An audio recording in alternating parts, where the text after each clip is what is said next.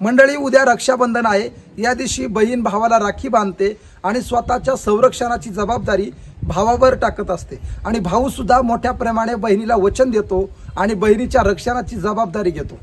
बहीण भावाचा आवडता सण म्हणजे रक्षाबंधन। या दिवशी प्रत्येक बहीण भावाला राखी बांधतच असते। मंडळी, राखी बांधत असताना आपण काही चुका करतो आणि त्या चुका सर्वसामान्य असतात, आपल्याला त्या चुका माहीत नसतात, परंतु त्या चुका केल्यामुळे याचे भयंकर असे परिणाम आपल्याला भोगावे लागतात। खरं पाहायला गेलं तर राखी बांधत असताना आपण ज्या चुका करतो ना, त्या चुका आपल्याला माहीत असतात, तरी सुद्धा आपण जाणून बुजून त्या चुका करतो। मंडळी, अशा कोणत्या चुका आहेत की ज्या राखी बांधत असताना आपण करायच्या नाही आणि त्या केल्या तर नेमके त्याचे परिणाम काय होतील आणि त्या चुका कशामुळे टाळायच्या, त्याचे काही वाईट परिणाम आपल्या आयुष्यावर होतील का, ही सगळी माहिती मी तुम्हाला आजच्या व्हिडिओच्या माध्यमातून सांगणार आहे। आणि विशेष लक्षात ठेवा, उद्या जी रक्षाबंधन आहे या दिवशी राखी बांधत असताना त्या चुका तुम्हाला करायच्या नाहीत। मग त्या 4-5 चुका आहेत त्या मी तुम्हाला या व्हिडिओच्या माध्यमातून सांगणार आहे। तुम्हाला विनंती आहे, प्रत्येक भावाला आणि बहिणीला विनंती आहे, हा व्हिडिओ तुम्ही शेवटपर्यंत पहा। या व्हिडिओच्या माध्यमातून त्या चुका मी तुम्हाला सांगणार आहे आणि त्या चुका तुम्ही अजिबात करू नका आणि जर तुम्ही त्या चुका केल्या तर त्याचे भयंकर आणि वाईट असे परिणाम तुमच्या बहिणीच्या आणि भावाच्या नात्यामध्ये तयार होतील। तर मंडळी, हा व्हिडिओ त्याच्यासाठी शेवटपर्यंत पहा।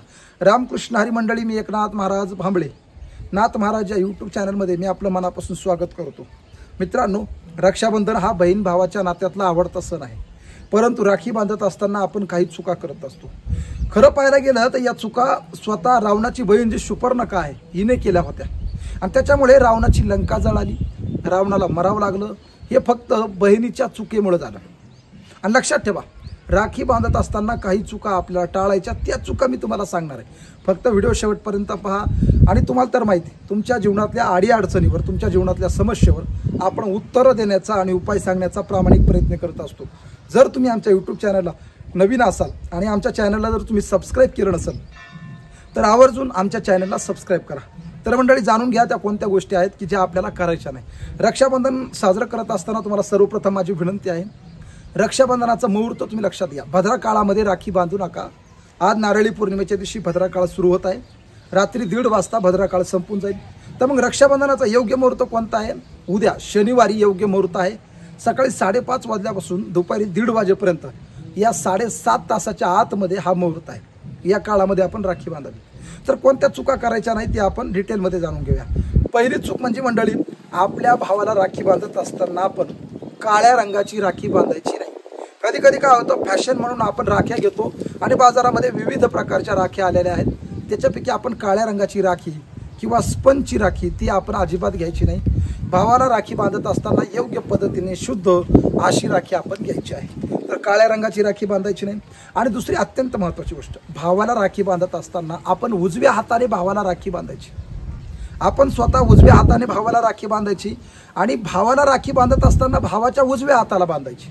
कधी कधी काय होतं, एखाद्या भावाला बहिणी जास्त असतात त्याच्यामुळे तो उजवा हात पूर्ण भरून जातो, मग तो ढकना हात पुढं करतो, डाव्या हाताला राखी बांधतो। तर भावांना माझी विनंती आहे, डाव्या हाताला राखी बांधू नका, उजव्याच हाताला राखी बांधावी, कारण डावा हात अशुद्ध असतो। तर मंडळी, दुसरी अत्यंत महत्त्वाची गोष्ट म्हणजे चुकीच्या दिशेला तोंड करून राखी बांधू नका।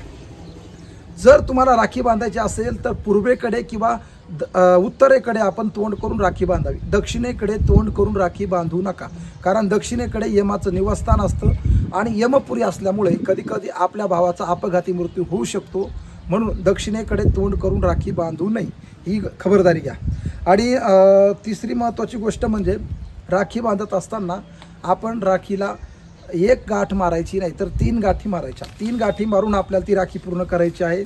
आणि आता चला शेवटची सगळ्यात महत्त्वाची गोष्ट म्हणजे आपल्या भावाला राखी बांधत असताना आपण निस्पृह भावनेने राखी बांधायची, निस्वार्थपणाने भावाला राखी बांधायची। मनामध्ये कुठली इच्छा व्यक्त करू नका, निस्वार्थ भावनेने जर तुम्ही भावाला राखी बांधली तर भावाला त्याचा फायदा सुद्धा होतो, भावाला आयुष्य मिळतं आणि बहिणीला सुद्धा आशीर्वाद मिळतो।